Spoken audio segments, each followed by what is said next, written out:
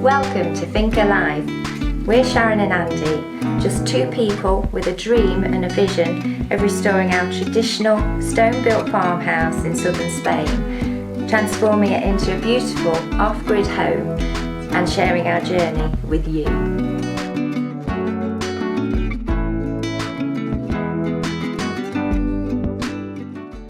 Good morning, everyone. Morning, everyone. Today's a pretty special day, 12th of September, and 3 years ago, 2019, we had what we call a go to Fria, which is a meteorological phenomenon, shall we say. Basically, a go to Fria is pretty unique to this area. It happens briefly when you've got the big warm mass of moist air sitting over the Mediterranean, evaporating all the Mediterranean up and stuff, and it meets cold air coming down from the land. It takes a pretty specific set of requirements for a go-to Fria to form, and it's not every year, but this particular year it did. So the cold air comes off the land, hits the warm moist air off the sea, it stops, and it just rains. Torrential for 2 or possibly 3 days. Yeah, it rained and it rained and it rained.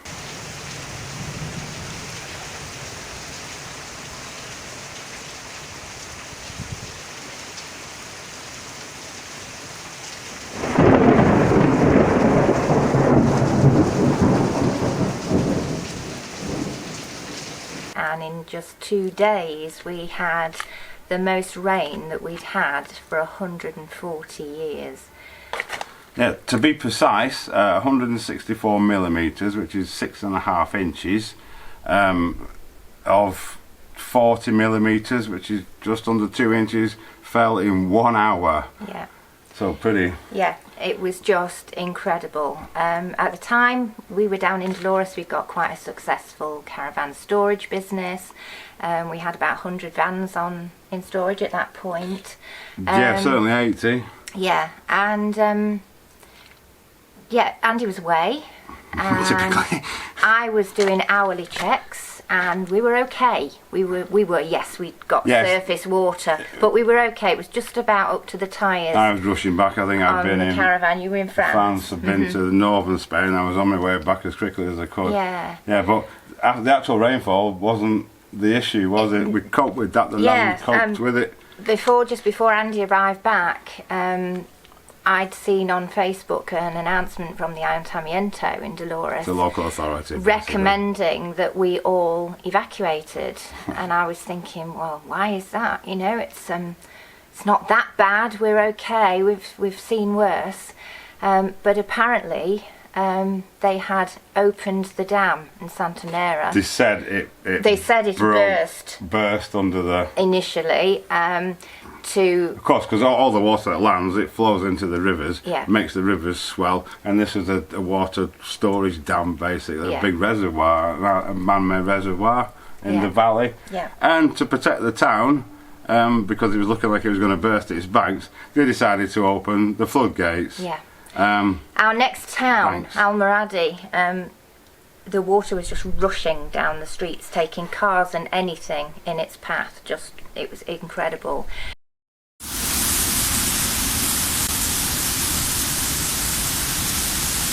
And we could hear, it was so intense, we could hear the roar of the water coming towards us. But my neighbour went past, she has 2 dogs, I'd got 6 cats on my own, I'd got nowhere of taking them anywhere. I mean, people were going to local sports centres, schools, anything that was where they were able just to put mattresses, sleeping bags on the floor and camping out there until it subsided.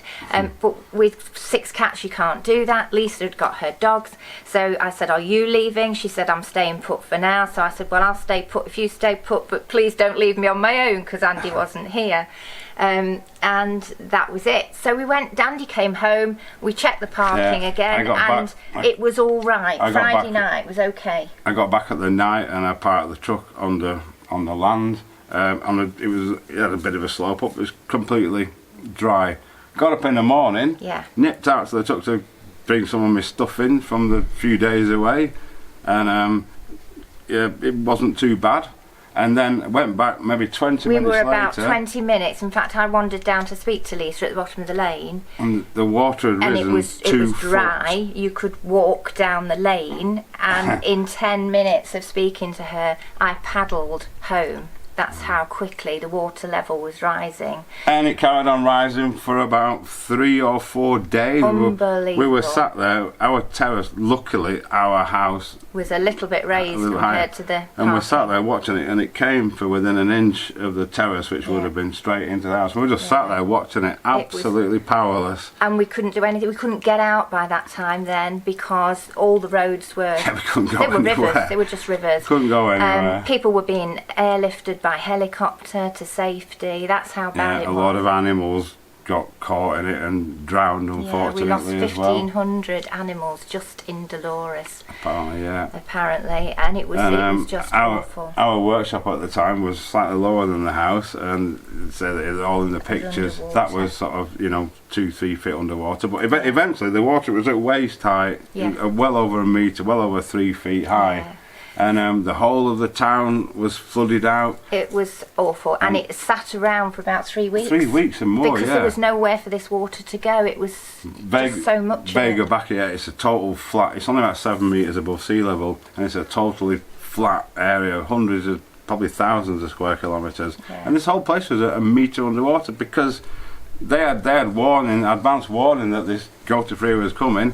They could have let the reservoir down gently over the preceding week, but no, they didn't. They just and then thousands of people in the town. There were mountains of furniture. When I did eventually get out, when we could use the roads again, and I went shopping, I even took this picture because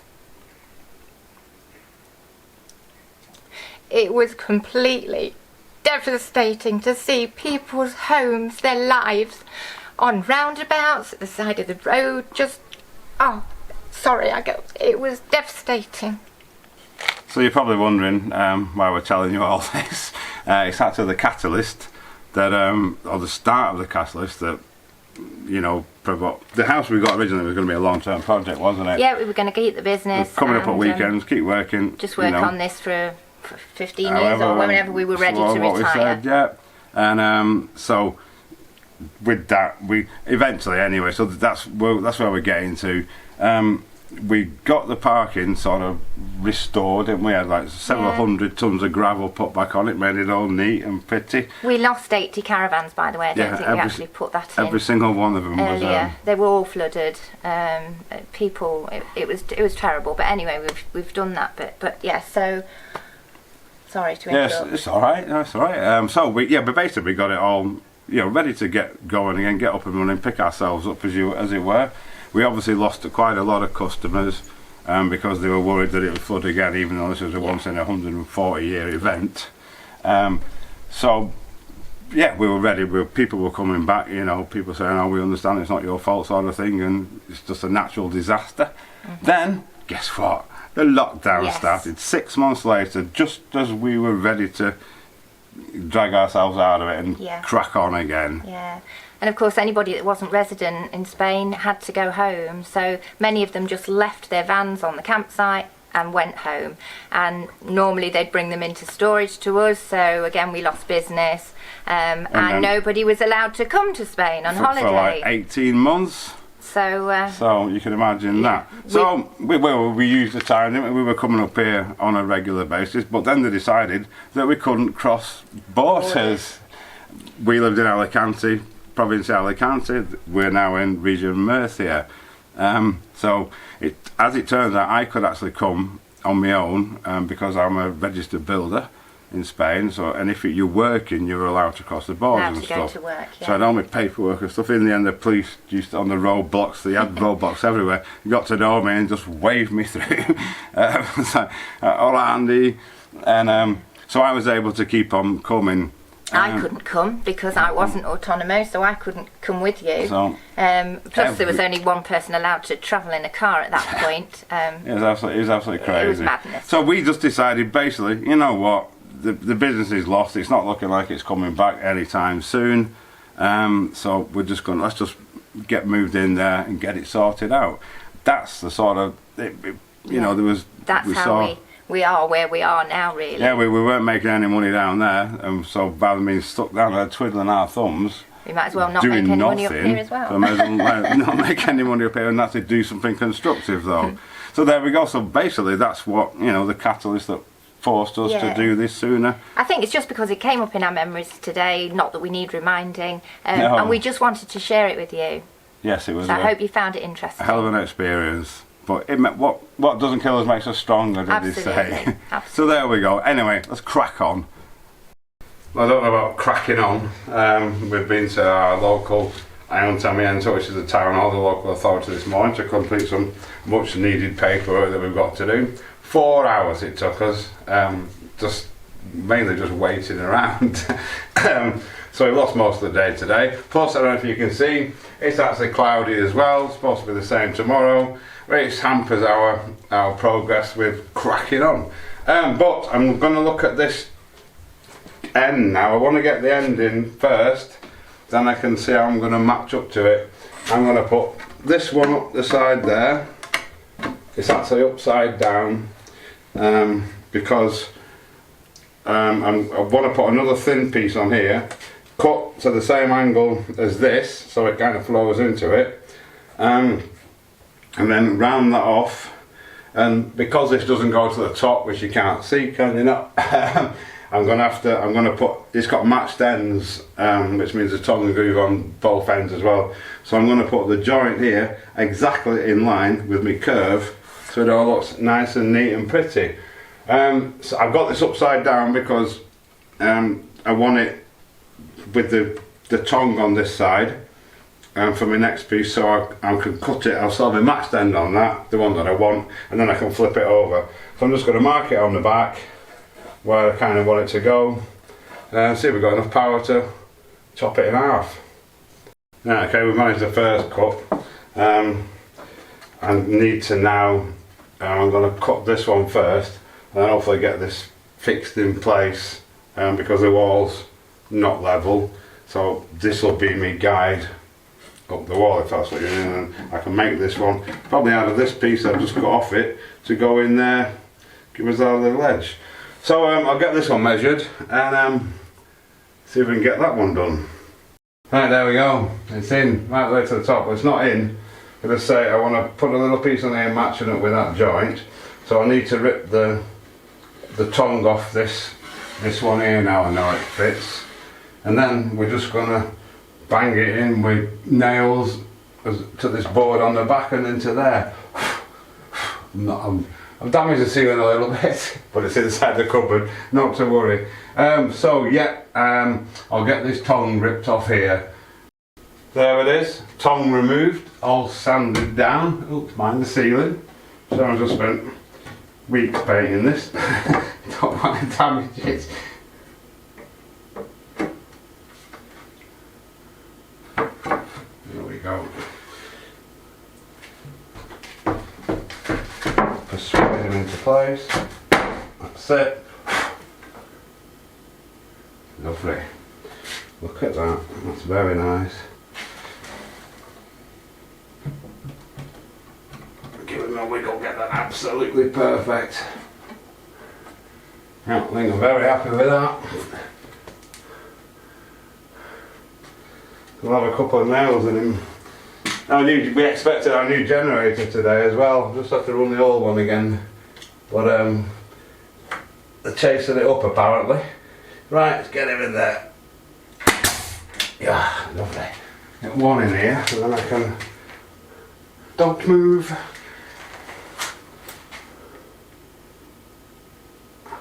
Don't mark the wall.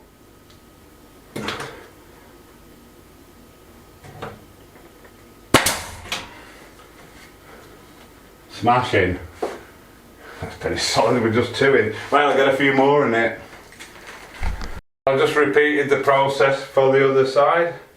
Just going to get this one in, hopefully, with no mishaps. Lovely. One up here should get him.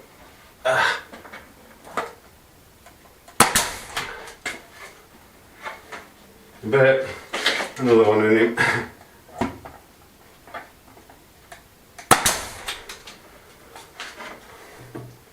Once the front's in and it's got bracing in, it'll be fine. It's got a frame around it. Right, okay, excellent. It's coming together. Well, they just switched off summer. Normally what happens here, seasons don't blend into each other. Right, and summer started, it just, one day it just became mad hot. And stayed like that for 3.5 months this year. And today, it switched off. Temperatures, the best time of the year, autumn, the fall and spring. We get temperatures mid to high 20s or 25 to 30 degrees Celsius, 77 to 86 Fahrenheit for the next 2, maybe possibly 3 months now, and depending on how long it drags on. So it's fantastic. As you can see, it's cloudy. We've had 1.2 millimeters of rain, which is barely enough to wet the floor. But we're having to run the generator to operate any of the machinery.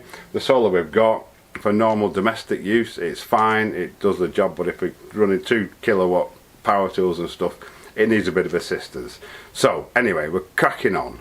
And we're carrying on with this cupboard. I've just made this piece, I just cut it out of they're all from offcuts of the worktop board and stuff.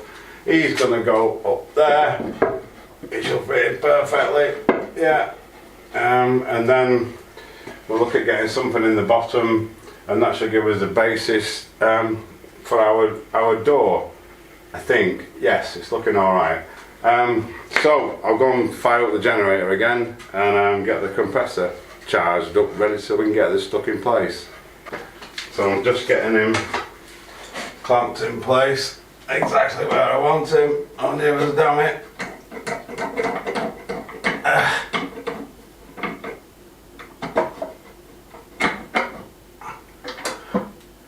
Right. No. Okay. Get some nails fired in him now.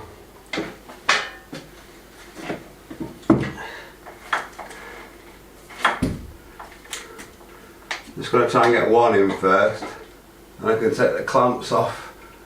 Just want to try and get him flush.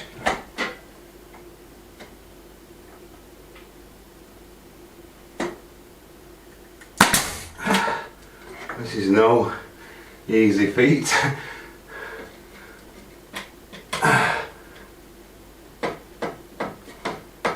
There we go. Lovely. Right. One side in. Repeat the procedure on the other side. Excellent. He's in. I just want a little thin one for the bottom now to go right across there. So I'll go and see what I've got and then fire the generator up again and get that cut. But yeah, and the door, I think the door's going to open this way, and I've got to watch the thicknesses because this isn't set back that far, so I have to make sure my ledges are out of the way of that. But that's in the future. So I'll go and get this one done now and we'll get him in. Right, so for my front, I've cut this piece. I'm going to fix this, I'm going to nail and glue this to the base there, so I've got something to fix this to rather than coming through the sides because there's a big knot there and sometimes the nails don't like it. And then we're about completed, so I just need to line these up. In fact, I'll put some glue on him first, this one, and then position him and then bang a couple of nails in.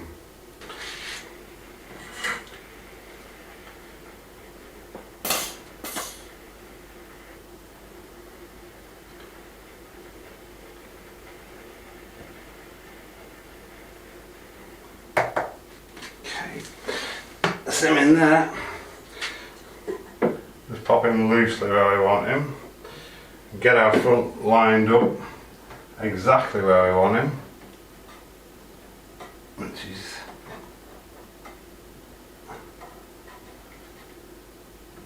there, lovely.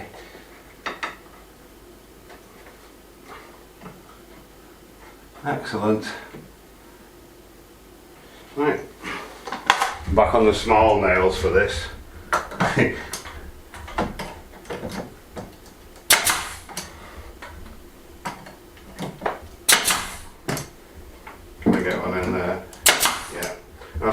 access to my valve. One more in the end here. Then I'm going to go back to the big nailer, I think, to oh, that's good. Right. Stupid boy. These are super short nails. I need to get some slightly longer ones. Oh dear, unbelievable sometimes. These are the ones I want. I thought these were actually in it. There's only 3 left anyway, tiny ones. All we do, drop them in the slot, like that, close them up, and away we go again. Getting it right this time. Alright. That's it.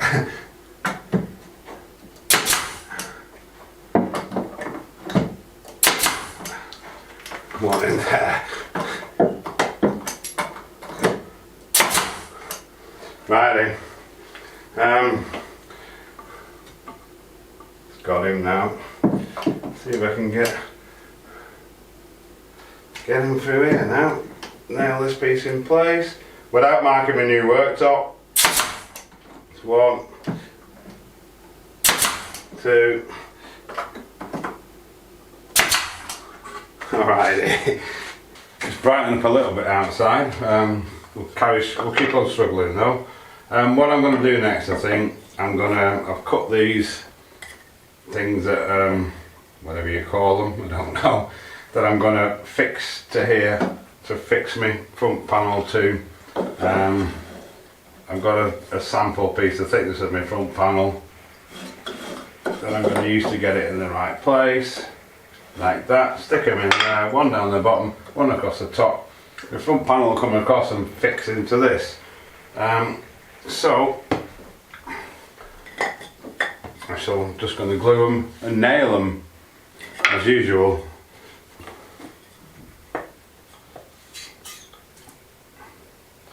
If I can get my glue to come out.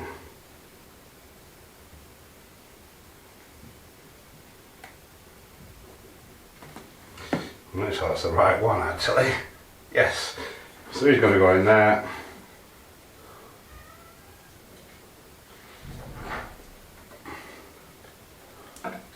Just going to use this piece, which is exactly the same as the front, just to make sure it's going to be right. Excellent. Bang a nail in at a strange angle. Oh no, it's moved. Do it again.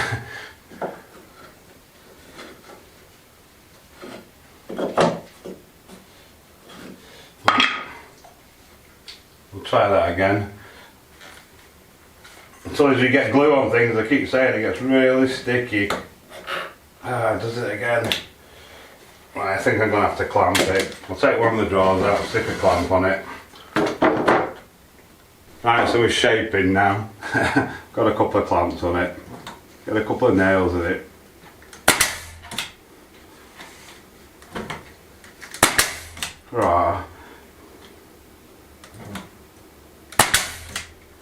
Right, I'll repeat, bottom there and top up here as well. Right, they're all in. I'm going to go and see if I can cut a board now that we can fit over there. At least get one little bit more finished. The one thing that doesn't need a lot of electricity is painting, just a bit of elbow grease, a bit of girl power. So I'm on with this wall, finding it quite tricky to get it to stick to this. We don't even know what this is, some kind of polished concrete I think that these troughs are made out of. But I managed to just about get it to stick along there at the weekend. Although I took off the masking tape and it's pulled a little bit off in places, so that needs touching up. But yeah, so I'll carry on with this and come back to me later.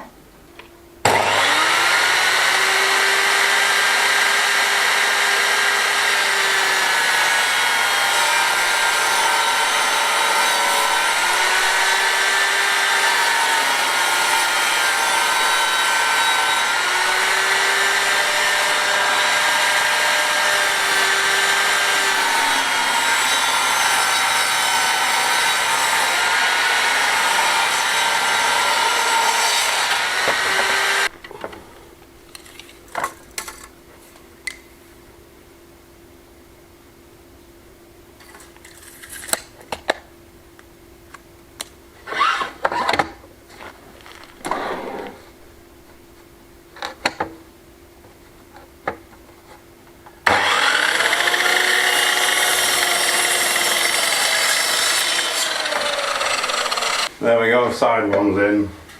I've just put a bit of glue on it. I've just clamped it because it's got a slight bow in it.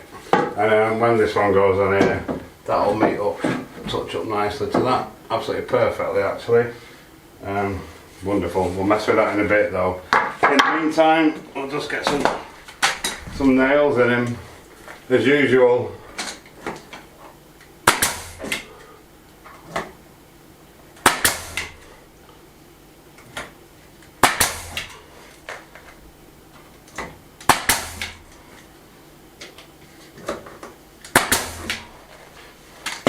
Excellent.